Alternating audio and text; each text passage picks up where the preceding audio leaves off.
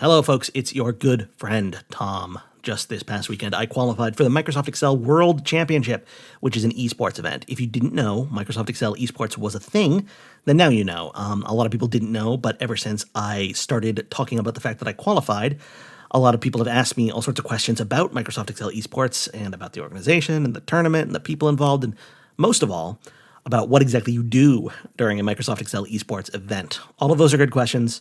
But it's the last one that I'm going to focus on in this video, specifically what it's like to do an Excel esports case, the kinds of challenges that you face, and the kinds of problem-solving approaches which you must use to meet those challenges on the field of sport.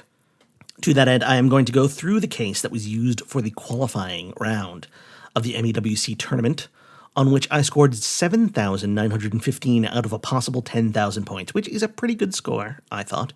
The case has 5 different levels, and you'll see what I mean by levels in just a bit, but it also has 5 bonus questions. In this video, I'm going to go through all of the bonus questions, and I'm going to go through levels 1 through 4, but not level 5, and the reason for that is because level 5 was incredibly difficult. I'd say it was more difficult than the rest of the case put together, so if I do a video about that, it's going to have to be its own big, complicated video. To give you a sense of how difficult it was, I didn't even attempt level 5, and I still qualified, which means that a lot of other people didn't attempt it either. Another thing that I want to mention is that right now you're hearing me read a scripted introduction to the case, despite how natural and off-the-cuff my speaking style sounds. But in just a minute, you're going to hear me switch over to my genuinely unscripted walkthrough of the case.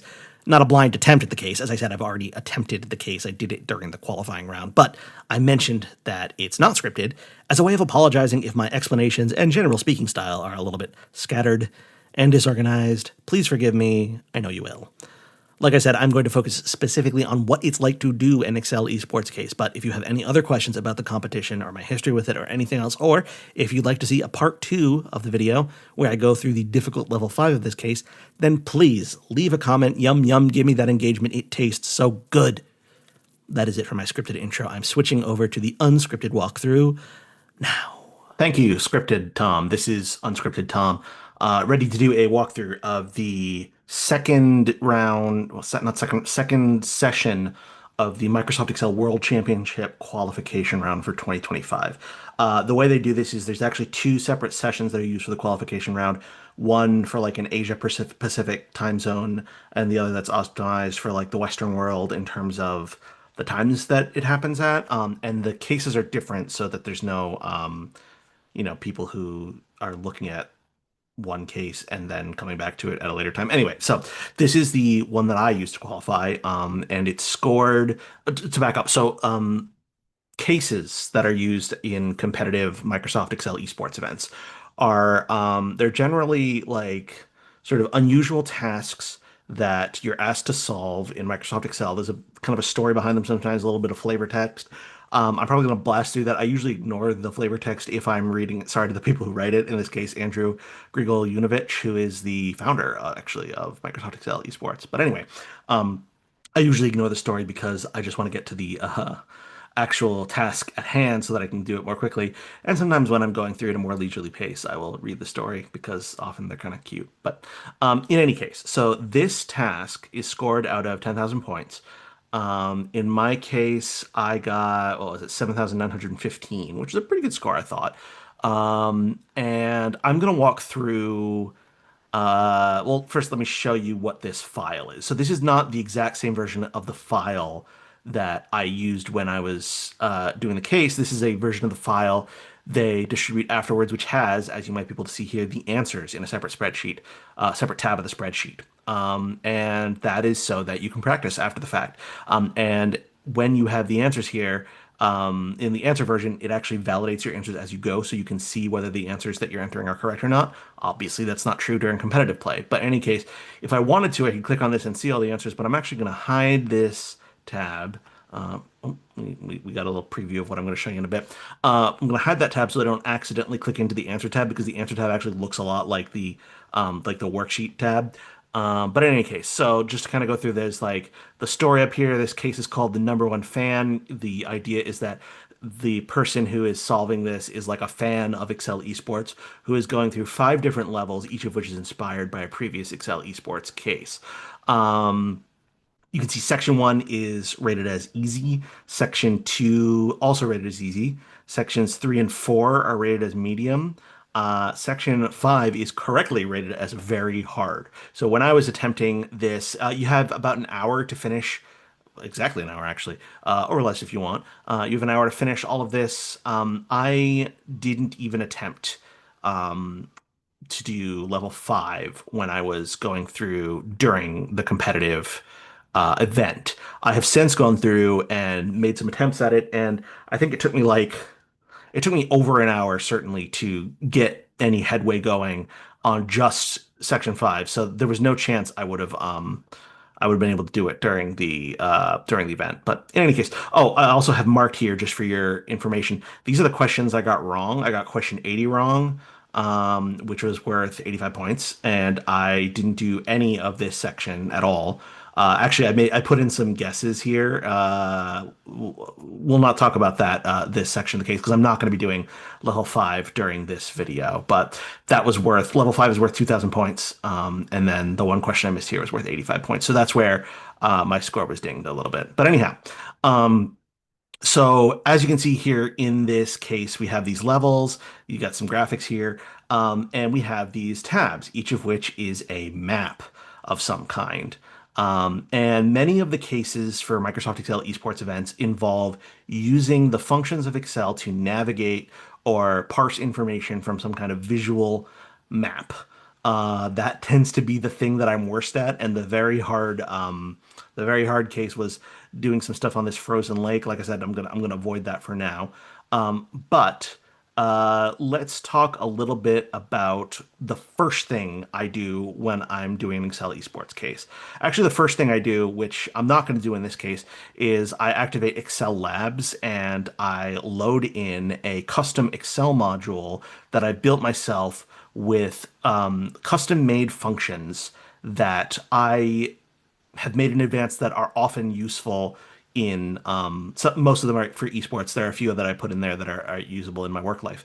But I'm not going to do that today because I want to kind of give the more I don't know, the more vanilla version of like what an approach to these tasks would be without using custom functions that I've built myself. If I do another video in which I do case 5, I am going to lean on those.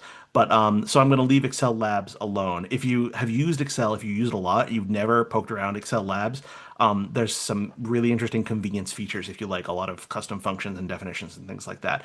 If you're familiar with Name Manager, I find Excel Labs is just a much better user interface for dealing with managing names and things like that in Excel. We'll talk a little bit about names. The other thing I do here is all of these tabs, I like to rename them. And the reason I do that is because when you are typing in an Excel cell reference, if you're completely unfamiliar with Excel, then what that means is like I might type into a cell, I might type equals A1 and it'll show me whatever value is in cell A1. But if you're referring to something that's in another sheet of the spreadsheet, it's much easier to do that if the names of each sheet don't have spaces, any white space characters. So I'm just going to rename these real quick to S1 map, S3 map, all without spaces, S4 map, and S5 map. All right, so that's done.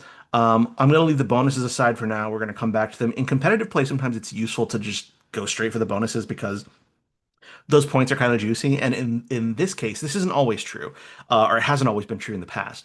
But in this case, even though the bonuses here relate to different sections of the case, they do not require you to complete the section of the case. So in this video, I think I'm actually going to do the bonus for section 5, even though I'm not going to touch section 5 itself. But that's enough preface. Actually, no, it's not enough preface. I do also want to point out we have our current score readout here. That's not present when you're actually doing a competitive event. This is just for the practice version of the case that I'm doing right now. That's going to tell me as I go how many points I've accumulated. I am not going to look at that too much today, but I will show you to validate if I've done everything correctly by the end of this video, my score should be 8,000. So all right, let's do section 1. All right, section 1 is rated as easy, and in my opinion, it is fairly easy if you're familiar with the Excel functions that you need to use. All right, so for this one, what we need to do is what unit is located on each of the following cells in the Fun City map, which is S1 map. So on cell C3, if you look in here, we have this is what they are calling a residential house. So the way you do that, refer to something else that's in another cell, either in the same worksheet or in a different worksheet, is using indirect. I always resolve the example question just to make sure I'm solving it correctly. So if I type in equals indirect, open paren, the reference text for another sheet is going to be, I'm going to concatenate S1 map, and then there's an exclamation which is used, and then I close that, and then I use ampersand to do a short concatenation, and then this cell, which is C3. So that's going to bring in the address of that cell. So what it actually got was that little emoji or Unicode character, whatever that is, of the residential house, which is not what we want. What we want is the words residential house. And the way we're going to do that is with XLOOKUP. If you don't know XLOOKUP, learn it. It's like one of the most useful things you can do in Microsoft Excel at like an intermediate level. If you're familiar with older versions of Excel, then you might have used VLOOKUP. XLOOKUP is introduced. It's only in the newer versions of Excel, the Microsoft 365 versions, but it's so much better in my opinion. But so what I'm going to do is I'm going to wrap the results of this indirect in an XLOOKUP. So I'll do equals XLOOKUP. The first thing you put in, oops, I did two equal signs, did not mean to do that. The lookup value is going to be that glyph there, comma. The lookup array is going to be the icons here. And I'm going to hit F4 on my keyboard on Windows to make that an absolute reference. Google absolute references and relative references if you need that explained, but I'm not going to get into that right now. The return array, I'm going to do unit. This is the cell that actually has the values in it, even though it's like formatted to extend across two different columns. So I'll also make that one absolute. And then the one of the things that's great about XLOOKUP, I'm not actually gonna, it's not necessary to do in this case, but I will show you in case you didn't know. I will do comma and then if not found. This is like after so many like error handling crises with VLOOKUP in my past, the fact that you can specify a default value to return if no value is found, that's not going to happen here. But if I wanted to, I could say zero, return zero if nothing else is found. So close those parens. And that should be good to go. All right, so this is giving me the text residential house, which is exactly what I want. So I'm going to copy all of that text and I'm going to paste it in here and it still validates. You still get that little green check mark to say I got the right answer, which, like I said before, is not present in the actual competitive version of this spreadsheet. Now, because the reference to the location cell here is a relative reference and the location to this table here is an absolute reference, I can copy it and paste that cell, fill it down, and it fills the appropriate answer to all of these questions. So if you're completely unfamiliar with Microsoft Excel, you might not understand at all what I just did. But basically, when you're solving this problem, you only have to solve it once, and then you have to essentially prove that you solved it 20 times by applying that same solution 20 times over. So we just finished section one already. I'm not sure how long it's going to take me in this video because I'm talking over it. But in the course, like I was able to do this in under 2 minutes because this is the kind of thing that is A, very common in esports cases, and B, very common in actual, like, it's the sort of thing I often have to do, not literally with like little pictures of houses on a map, but it's the sort of thing that often happens when you're doing Microsoft Excel work, like data analysis, which is what I do professionally. So yeah, so that's section one done. Section two, also rated as easy, and I agree that it's pretty easy. This is something I'm a little more confident with even than that, which is text parsing. So what we have here is this represents each of these long strings of text, which I think they're all 75 characters long. Let's check that. When and then the text, that's 75. I think they're all 75 for the purposes of this solution, though. Okay, they are. I'm going to pretend I didn't know they're all 75 because it doesn't matter. But what we need to do here is what is the total weight in grams of each of the laundry piles listed below? So each of these represents a laundry pile. Each of these letters corresponds to a different kind of laundry item, which has a name and a weight associated with it, a weight in grams. You don't really need to understand all that. You can just kind of intuit what you're supposed to do here if you're me. That sounded like a brag. Now, if you're familiar with these kinds of cases, like it's pretty clear what you need to do. All right. So the first here's how I'm going to approach this. Not everyone is necessarily going to approach it the same way, but this is actually going to lean a little bit more on the more recent Microsoft 365 features of Excel that involves dynamic arrays. Because what I'm going to do is I'm first going to parse this text into an array of 75, a list of 75 letters that are separated out. So the way I will do that is I'm actually going to do let here. I'm going to show you how I use let. Let is a great function in Excel. I love let.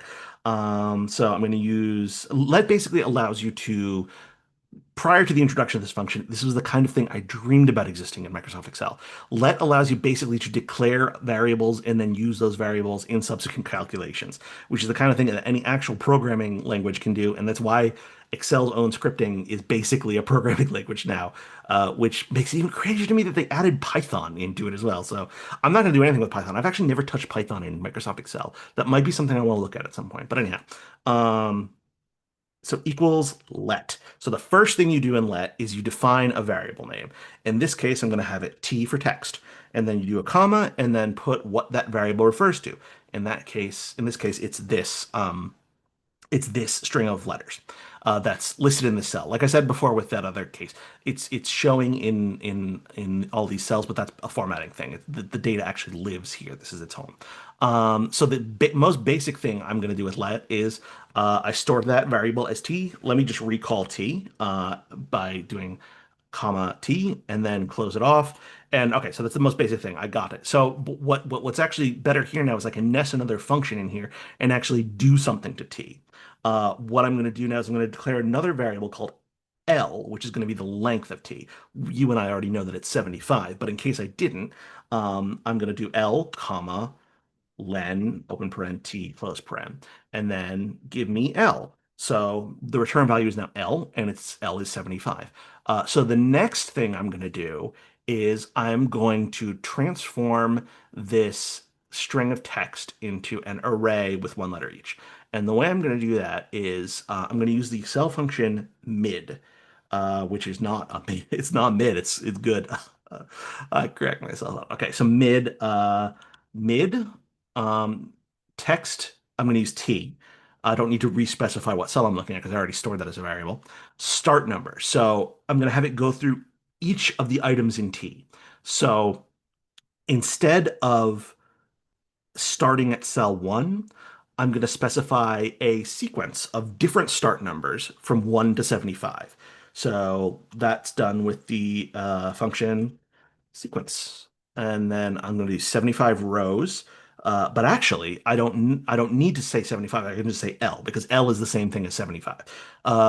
Columns. I don't need any columns. Start. I can specify to start with 1. And then step, it's one step at a time. It's going to go one by one. So let me close that off here just by showing you that sequence. Oh, I forgot to give that a name. I'm going to give that sequence the name of S for sequence. All right, and then I'll call S at the end as the, what am I doing here? Nope, I want to close off mid before I call that.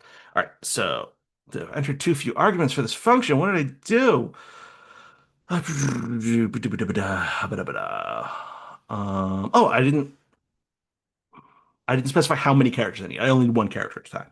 So this is why I made that caveat about not scripting this. All right, so what this does is that this pulls in a dynamic array of 75 different cells, each of which contains one letter, which is all of the letters in this in order, which is good because the next thing I need to do is take each of those 75 and look it up in this table.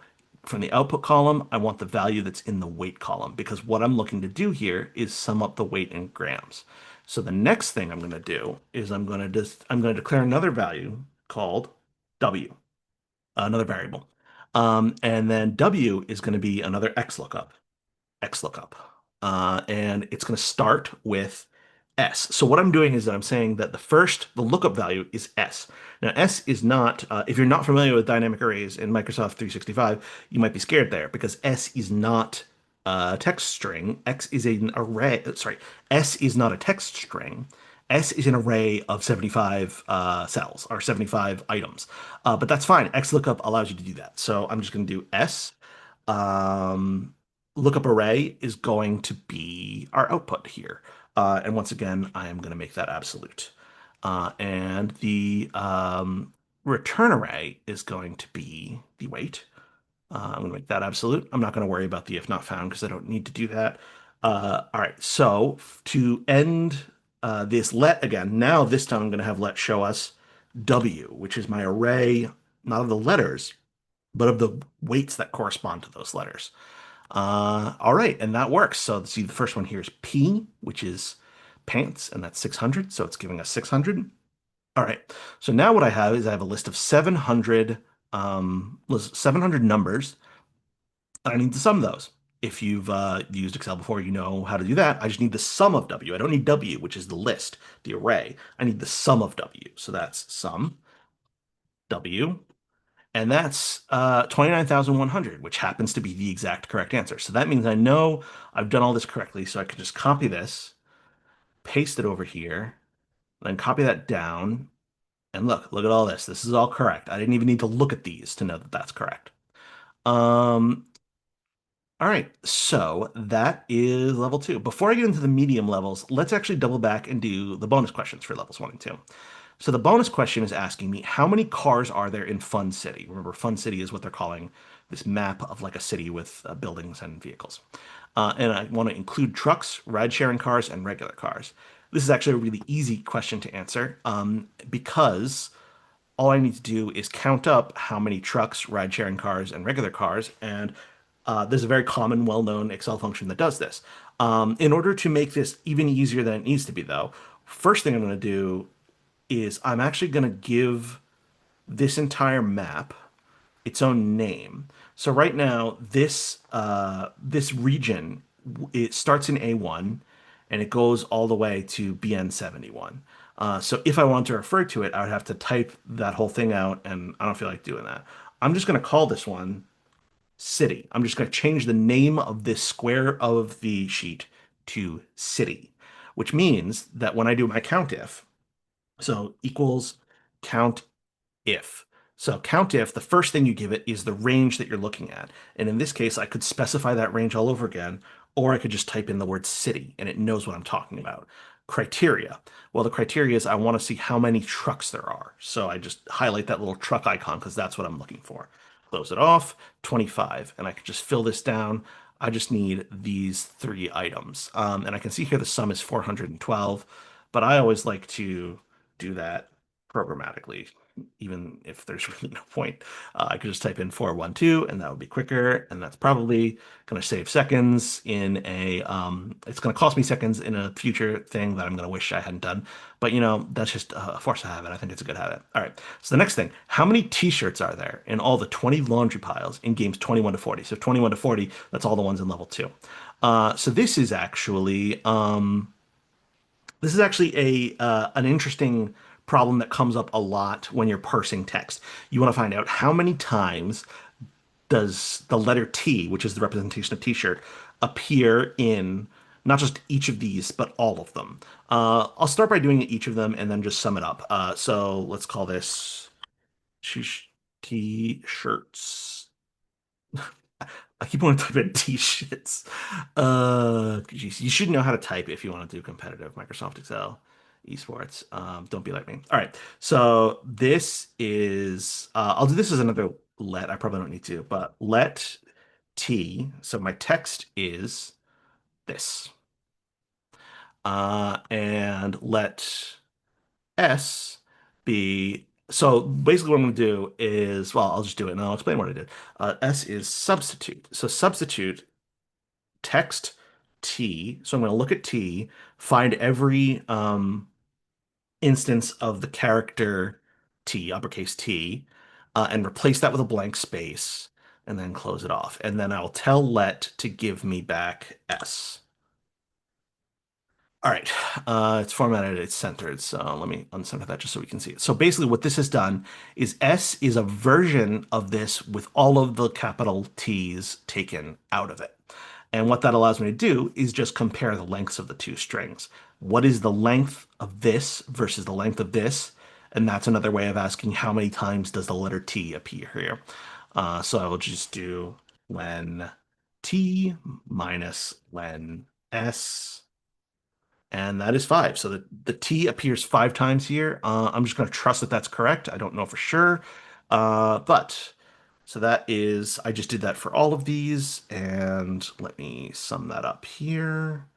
Equals sum.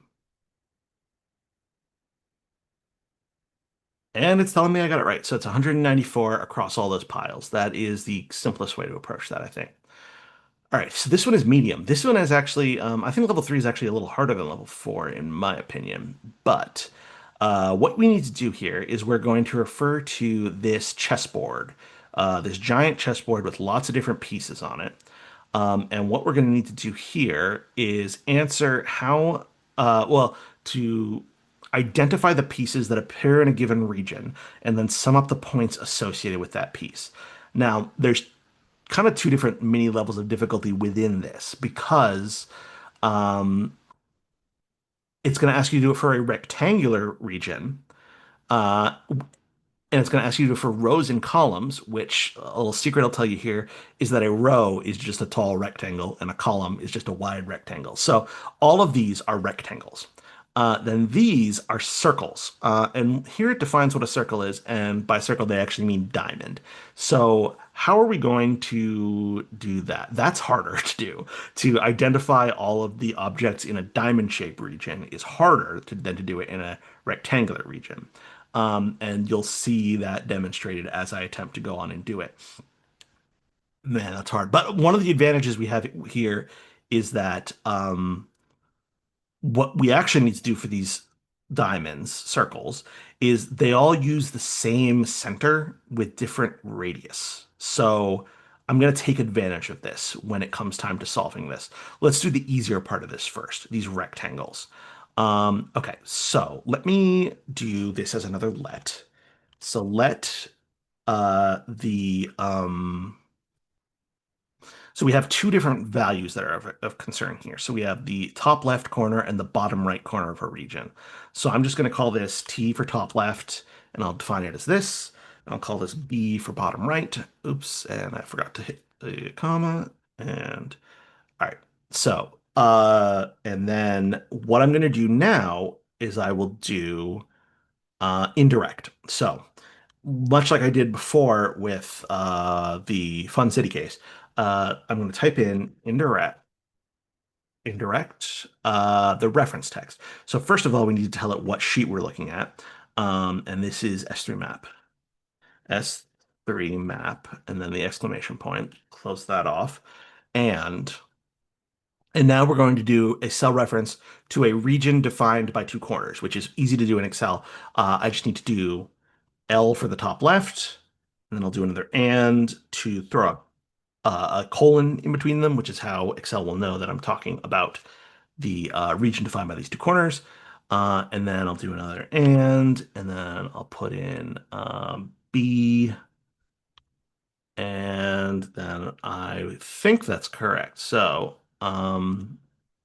that's wrong. I did something wrong. What did I do wrong? I probably placed something. D and L and let T. Oh, I said T. That's why I said L. Yeah, T. There we go. So what I've just done is I've taken A2 to B5 and sort of brought that in here in a ghostly form. Now what I need to do is much like I did with the whatchamacallit with Fun City, I need to XLOOKUP to get from the pieces themselves to the point values associated with the pieces. So let me give this a name. So I'm going to call this indirect. I'm going to call it R for region. Um, so next I'll do an XLOOKUP. The lookup value is the R for region. Lookup array is my list of pieces, which I will once again make absolute.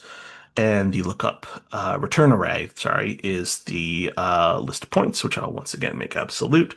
And in this case, it's actually going to be, well, let me show you what happens when I do it like this. So we can see we got 1, 3, and 1, which does add up to 5, but we also got all these NAs, which are errors. And the reason we're getting errors is because, let me hit undo. So the reason we're getting errors is because when it goes to look this up in this array, it's not finding anything because there's no blank spaces in here. So how are we going to solve that? I already explained it.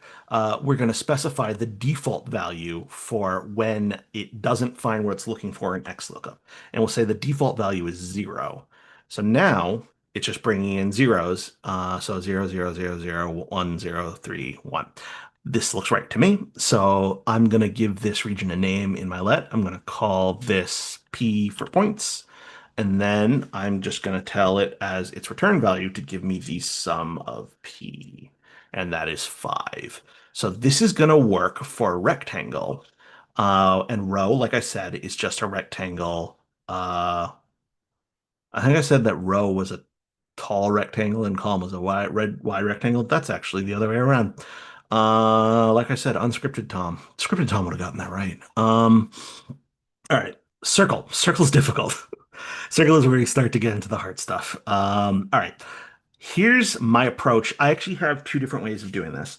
One is my approach that I actually did on the day, and the other is my approach I did while I was tinkering with it afterwards. And the approach tinkering with it afterwards is much better, much more efficient, much less time consuming. And if I ever need to do something like this again, that's what I'm going to do. But it involves this Excel Labs feature. It involves my custom module of Excel functions. We're not going to get into that. I'm going to show you the rough, down and dirty way that I approached this on the day. So, what I'm just going to ignore this example. It's unhelpful because this example uses E5 as the center of our diamond circle, whatever we want to call it, whereas these all use the same AX50 as the center. We're going to take advantage of that similarity here, so this does nothing for us because it's not similar in the same way. I'm actually going to create a new sheet, which is actually going to be a duplicate of S3 map. So I'm just going to move or copy. I'm going to copy this, create a copy, and I'm going to call it S3 distance. And what this is going to do is here I'm going to replace all of these pieces. I don't want these pieces. What I want is, I'll just select all this and delete it. What I want is, I want each of these squares to contain the number that represents the distance from that cell to AX50. That way, I can use those two maps in concert with one another, the map of pieces and the map of distances, to calculate whether they do or do not belong to the circle. Um, yes, so let's show how we do that. First thing we need to do is we need to find AX50. The quickest way to find a cell is to just type it in, AX50 up in this corner. Boom, AX50. I'm going to highlight it in yellow so that I know exactly where it is. All right, and how far is AX50 from AX50? Well, it's 0. So that's a good start. Now what I'm going to do is I'm going to add in the axes. So equals 0 plus 1 equals 0 plus 1 equals 0 plus 1 equals 0 plus 1. And I'll just fill these. All right. Okay. So the hard part is not these. It is and I say hard, it's not that hard. So what I want is I want this cell to say 2 because going by the logic of how they've defined what they call a circle, but I'm calling a diamond, is that this is a radius 3. So this is 1, 2, 3. 1, 2, 3, which makes this 2, 3, 2, 3. So what we want the diagonals to kind of line up with one another. So the way we're going to handle that is I'm going to create a function. I'm going to need to do this separately. There might be a more efficient way of doing this, but this is the way I did it on the day, and it's the only way I can think to do it right now. I'm sure if I put some more thought into it, I'd have a more elegant solution. But this function is just going to be equals the maximum equals max of these two cells. So this one and sorry, this one and I always I'm sure someone who's more experienced with Excel knows how to make that less annoying. That little guy, go away. I don't want help. I don't need your help. So the max of those plus 1 equals 2. Let me copy that. And as you can see, this is giving us like our diamond shape. So like if we did one with radius 10, it would give us this nice, exact 45-degree angle here. So I just need to do that same thing here, max of this. And oh, you know what? Actually, I realized this earlier. So what I need to do is instead of typing in there, I need to be typing in the formula bar. That will make it easier.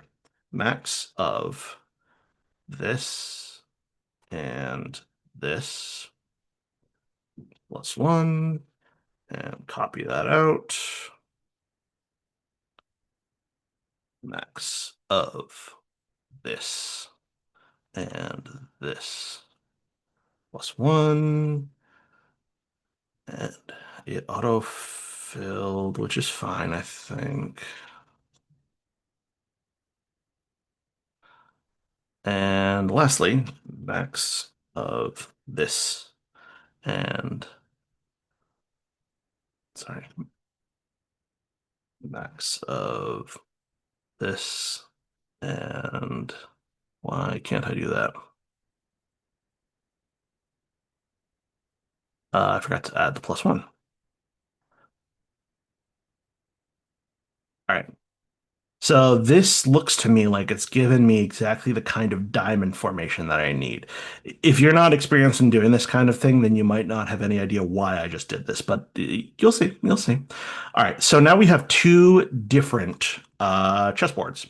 We have this one, which I'm actually going to give these regions names like I did with that other, what did I do that for? I did that for Fun City when I was doing the bonus question.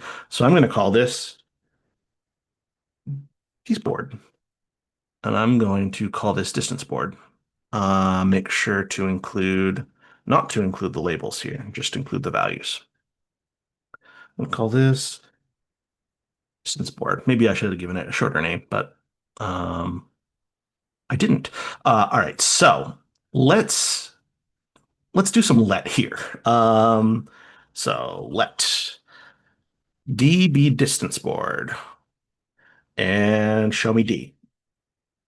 So there's D, distance board. There's next I'm going to tell it to let P be piece board and show me P. And there's my pieces. Okay, so here's what I'm going to do. I'm going to use a function called map. And what map does is it takes one or more different arrays in Microsoft Excel. Why did I say Microsoft Excel? This is all in Microsoft Excel. I'm a little loopy. So I'm going to take one or more arrays. In this case, it's going to take two. It's going to take D and P. And what it's going to do is it's going to do some kind of operation on the corresponding items in each array. So let's map. So map, and this is gonna be our first use in this video of a lambda, which is a concept. I'm not going to describe in a whole lot of detail. You're gonna have to look up that if you want to know more about it. But map. So we want to do a map. We want to do it to D and P, and the function we're going to define is a lambda. And you need to define parameters. I like to give the parameter a different name from what I just called it in this let. So I'm going to call it uh, dist and pt. And this is the calculation that we're going to do with those two objects. So for every distance and point value, I shouldn't be calling it point. I should be calling it piece. So I'm going to call it PC. Sorry. All right. So the calculation is it's going to be an if statement. If if what needs to hold true? So if the if the dist is greater than the radius that we want to use. Um, Actually, just for the sake of like cleanliness, I'm going to define R over here. Just because I don't know, that's better coding practice. Okay, so if the distance is greater than the radius, then I want that value to return as 0. And if the distance is less than or equal to the radius, which is the converse of that, is that the right word? I don't know. I'm minored in philosophy. I should know these words like obverse, converse, etc. Contrapositives, whatnot. So if not that, if it's not greater than r, then I want p. I want whatever value is in the piece. Um, and it didn't work because I did something wrong. Okay, so the lambda I wanted here is distance piece if dist is greater than r. Oh, because I said p, I should have said pc. There we go. Okay, so this is a new array we've created by mapping those two arrays together, and it's mostly zeros, but it should show me the pieces yeah, there we go. See, in that diamond region, it brought in whatever else was there, whatever was there. So if it's a blank space, it brought in the blank space. If it's a piece, it brought in the piece. But outside that diamond region, it just brought in zeros. Okay, so that's a good thing. All right, so the next thing we need to do is let's call this M. That's going to be our map, our point map. So the next thing we need to do is we need to do the X lookup. X lookup. And this is just like we did with the rectangle, where M, in this case, our pieces or our zeros, our lookup array is once again going to be here. And our points are once again going to be here. And our if not found is 0. Um, and let's see. So this should be exactly the same as it was, except instead of seeing those, uh, they're hard to find just because there's so many. Um, I don't know, where are they? Did I do something wrong? Oh, I highlighted it and the sum is 76, which is good because it's not 0. So that means somewhere in here are the values I need. Maybe you saw them as I was scrolling through. I missed them. Don't care. I don't need to see them. I just need them to be right. So I'm going to have this return. I'm going to call this map. I'm going to call this X, and I'm going to tell it to give me the sum. I'm going to comma there, sum of X. And that's 76. Is this the right answer? I don't know, because when I'm doing this with an example, I always know in advance because I see it. Yes, 76. Okay. And fill it down. Yes, these are all right. So that was hard. That was hard, comparatively. That was hard compared to the easier part of it. A very insightful thing I said there. The hard thing is harder than the easy thing. Okay. So let's take a little break from that and go up to do the bonus question associated with this. How many chess pieces in total are there on the 100 by 100 board? This is actually going to be super easy because this is the same kind of thing that we just did with Fun City. For the pieces, I just want to count them. So I'll just add another column here called count. Uh, count if. I already gave piece board a name, so I'll just call it piece board. So the region I want is piece board, and the criteria is the little glyph that represents the piece. So now I know how many there are of each. So all I need to do to get the total is sum those. And we'll see if I did that right. Yes, okay, 4,971. So we've done part three. So all right, so level 4. I forget which one. Oh, Yellow Brick Road. So Yellow Brick Road's kind of a funny one. So what we need to do is we have a total of 336 bricks on the Yellow Brick Road, each of which has a number, and they're randomized. So what we need to do is for each given brick, what is the sum of two adjacent bricks located to the left and to the right of it? This, I was worried that this was going to be difficult when I first approached this, but then I realized something that actually makes this a little bit easier, which is that you never need to compare bricks on different rows. You only need to compare bricks within the same row.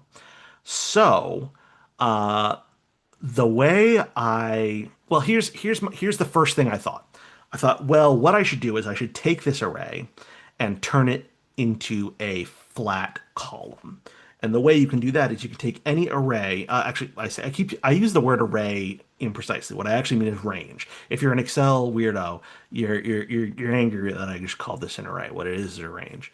Google it if you want to know the difference. So it actually does matter. The difference does matter because anyway, um, So let's make this a to call. So to call takes what you give it to call and turns it into a column. So I'm just going to say to call this whole thing. And it takes everything here and puts it into a column, which makes it a little bit easier to compare what we've got here. I don't actually know if this is necessary. I haven't checked if this is necessary, but I thought, oh, I want to make absolutely sure that I'm like separating rows out from one another. So what I then did was I actually inserted a couple of pattern rows here, and I decided to widen the range I was looking at and say, actually, I want this. This way, there's two extra zero values that separate out rows from one another. So we see 169, 44, 312, 316, 203. They're all here. And then I added in like when you see a whole bunch of zeros in a row, that means the row has changed. This is merged. These cells are merged, which often makes data more difficult to work with. But I feel like I've kind of bypassed that difficulty here with this approach, which hooray for me. All right, so here, what is it I actually need to do here? What is the sum of the two adjacent bricks located to the left and right of it? We're going to ignore the terms left and right. We're now talking up and down. All right, so the sum of the two adjacent bricks. For each given brick, what is the sum of the two adjacent bricks? So here's the first thing I noticed. We actually only care, we don't want, so we're never going to ask that question about this brick. And the reason we're never going to ask that question about this brick is because it doesn't have a brick to its left. It only has a brick to its right. So we know that this brick is never going to be one of the bricks that we care about. We only care about bricks like 44, 312, 316, 203, 96, 197, 86, 128, 146, 306, and then not 111 because it doesn't have a brick to its right. So we want to, I'm going to use an ifs here. Ifs allows us to specify multiple different conditionals. So ifs, I'm actually going to start down here. I know 44 is the first one that I care about. So ifs. So ifs, if. All right. So I only want to know what the sum associated with 44 is ifs, if both this and this are numbers greater than zero. So I'm going to need an and this is greater than zero, and this is greater than zero. All right, so I specified my first conditional. So if, I probably don't need an if, so I probably just need a regular if. Um, and if true, so what I'm going to do just to check to make sure my logic is working here, if true, I'm going to have it say this one. And if it's not true, I'll just have it give it blank. That way I know that it's selecting the right bricks. Basically, what I want to do is I want to assign each of these bricks a sum of the bricks that are adjacent to it. And this is correctly identifying the bricks I do care about and correctly leaving out the bricks I do not care about, which is good. So, but I don't want to say this one. What I want to do is I want it to sum. I want to sum the brick up here and the brick up down here. All right. So let's check to make sure that logic works. I don't know if I explained that all that well, but hopefully you followed. Okay, so brick number 44 has a value of 481, and we can see that this is correctly working here. So let's assume that it works well for the other ones as well. All right, so let's do. I usually don't type it directly in the green region. I usually type it somewhere else and then copy it only once I know that it's right. But let me actually do that. Yeah, so let me do that. So equals x lookup. Lookup value is 44. Lookup array is, I'm just going to take this whole column, and the return array is this whole column. I'm not going to worry about error handling. So it is giving me 481, which is exactly what I wanted. All right, and I'll copy that down, and these are all correct.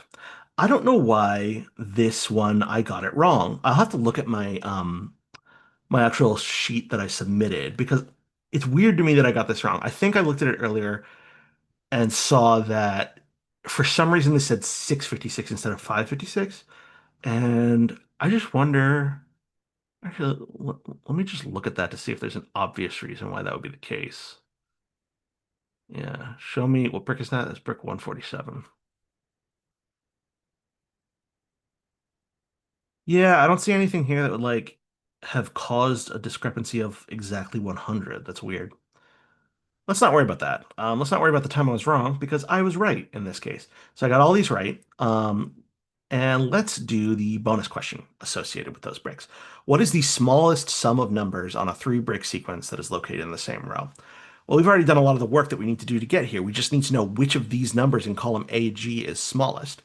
And actually, when I was doing this live, one thing I did was I didn't do the same logic where I was like, oh, don't even show me a number next to here if it's not a brick that counts, which made it harder to do that bonus question. So I think I just remembered the bonus question, and that's why I did this a little bit more in a little bit of a funkier way. Um, yeah, okay. So all I really need to do here is I need the minimum value in column AJ. That's right. Yeah, the minimum value. Okay, min of oh, not that one. No, 23. Why is it giving me 23? Where is it getting 23? Something wrong. Oh, hmm.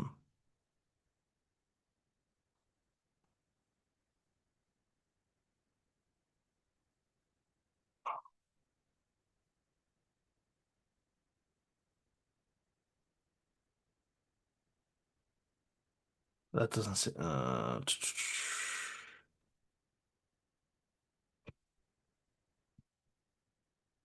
wait, what's this? Why is this? Huh, that's not right.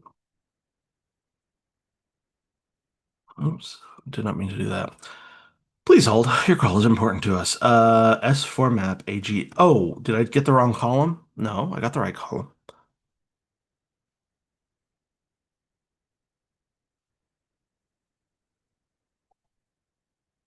Min.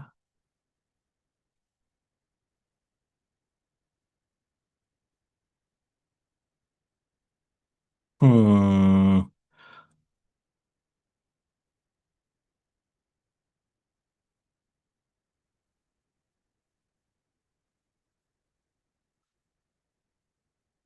I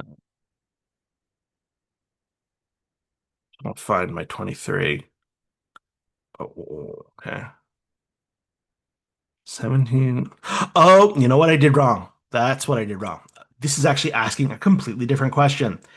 This is asking what is the sum of numbers on a three break sequence? Whereas the thing we did before, this is the sum of the above and below, excluding the middle. Yep. I'm surprised I didn't make this mistake on the day, but I made this mistake right now after I've already done this, both on the day and tinkering around a little bit. But I don't know. It's late. Like I said, I'm a little loopy. Haven't eaten yet. Okay, so what I actually need is so this is my adjacent sum.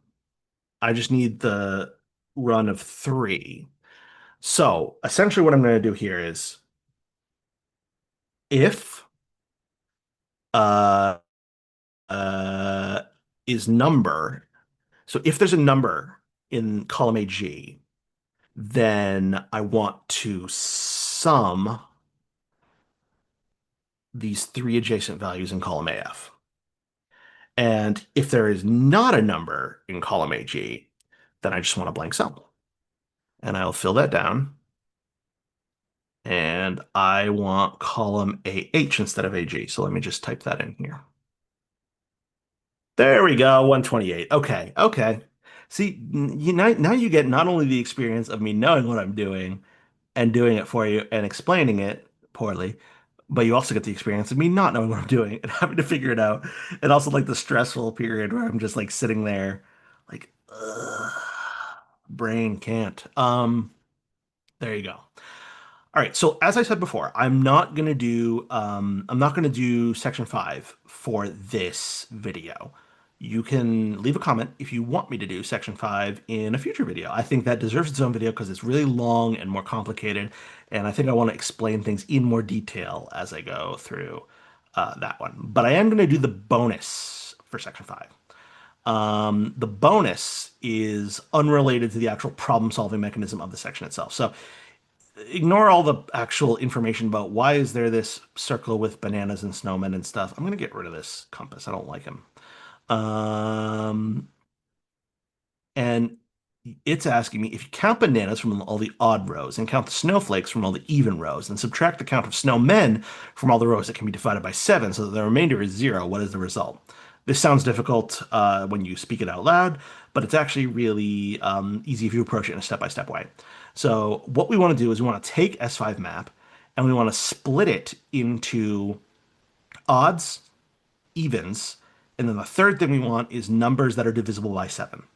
So there's 59 rows in this map. What we want to do is we want to let's create a new sheet, and I'm going to create a new little region for our odds. Let's do another let. So did we give this region a name yet? I forget whether we did. We should. I don't think we did. Let's call it Lake. Okay, so we're gonna call this Lake. So um let. We are gonna do we don't need to define lake because it already has a name.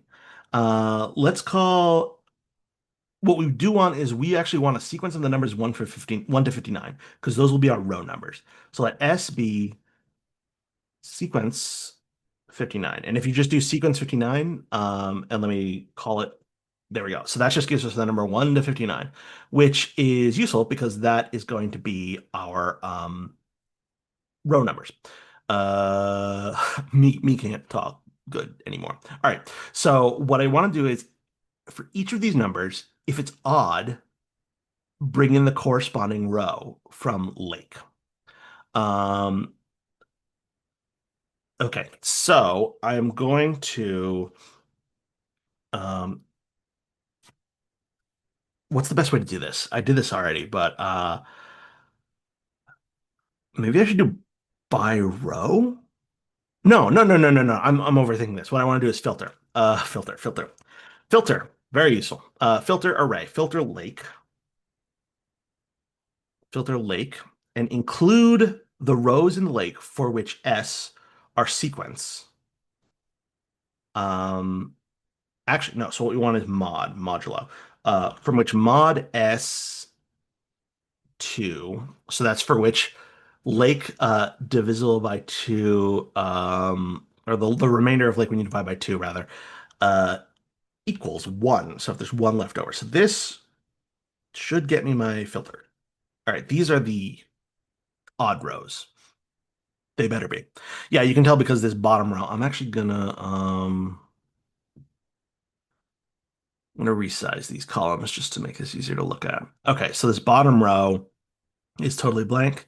And we know it's pulling in the blank rows because the bottom row is totally blank. All right, so that was fairly easy. So let's get, wait, is this? Yes, this is right. So let's get our evens. So we're gonna take this exact same let, only now instead of the mod 2 being 1, we want it to be 0, which means they're even. All right, so this is, you can see, whereas here rows 1 and 59 are blank, this is giving us rows 2 and 58, which are not blank. So that's one way we know that that's working. And then the third thing we want is the mod 7, the modulo 7. Oops, rows that are divisible by 7. Okay, so this, instead of mod 2 equals 0, we want mod 7 equals 0. All right, so this is our rows that are divisible by 7. All right, so what do we actually do with this information? Well, so let's say we want to get odd bananas, even snowflakes. Oh, let's say even flakes, and then mod 7 men. So how many odd bananas are there? So let's look up. It will be helpful actually if I have the appropriate characters to refer to. Let me just grab those from the map. All right. So that's banana, that's flakes, that's men. All right, so let's uh, count if. The range is going to be our range of odds. And the value the criteria is going to be bananas. So that's 196 odd bananas. Then we're going to do the same thing here. Count if range is going to be our even, and the criteria will be our snowflakes and the men, snowmen. Count if the range is going to be our mod sevens, which is smaller, obviously. And the criteria is this little snowman guy. All right. So now we just need to add up our odd bananas value plus even snowflakes minus snowman. And we got it. Okay, 326 is our number. So that is the bonus solved. Much easier than the actual Section 5 question itself, or rather the 20 questions that are there. As you can see here, my current score is 8,000, which is even better than I did on the day by 85 points. Um, but this is out of a total 10,000, and I'm missing 2,000 points from Section 5. As you can see, the point values associated with each section are a little different because like each question here is worth 100. Each question in the medium ones is worth 85, and each question in the easy ones is worth 65. The bonuses, each question is worth 400, so those are often worth going for, especially if they're much easier than the corresponding section. But the hard part is the highest value part. So some people's approach might be, especially in this case where it's not cumulative, in many Excel esports cases, the it's cumulative. Like you have to solve a simple version of the challenge in section one, and then you solve a more complicated version of that same challenge in section two, and then it adds levels of complexity as you go up through as many as 8 sections.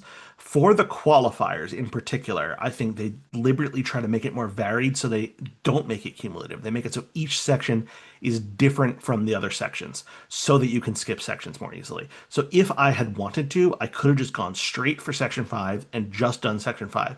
I think if I had actually done that on the day, it would have been disastrous because it would have taken me most of the hour just to get section 5, which would have given me 2,000 points, hooray, but then would have left me scrambling to mop up points from elsewhere. I probably could have done sections 1 and 2 combined in under 5 minutes, but I didn't necessarily know that until I had looked at them. So I would have been so stressed and I would have been freaking out. Oh my God.